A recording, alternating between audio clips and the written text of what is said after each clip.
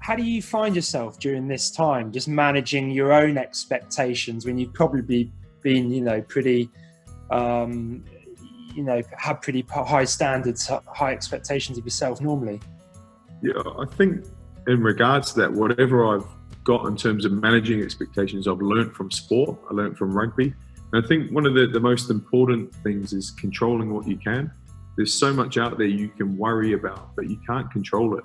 Whereas what we can control as a family and what I can control myself is that routine that I touched on before.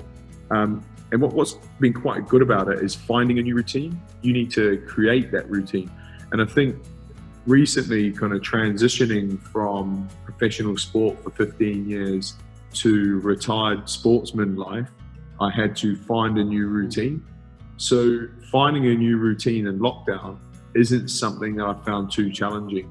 But the challenge is creating that routine as a family. So, set meal times. Once you've got set meal times, you can control what you're eating. You're not eating for entertainment. We're eating for fuel.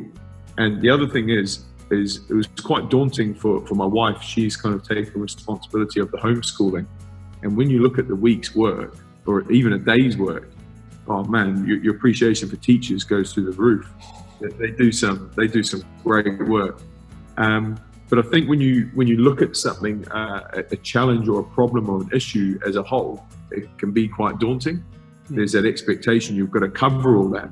But once you break it down into, how you're going to do it, let's apply an hour in the morning to this, and then we'll break and we'll have some play and some food. And then an hour in the afternoon, we're going to apply to that side of the learning. Once you structure things and have that routine, it's easy to start, rattling through it like a checklist. Tick that off, tick that off.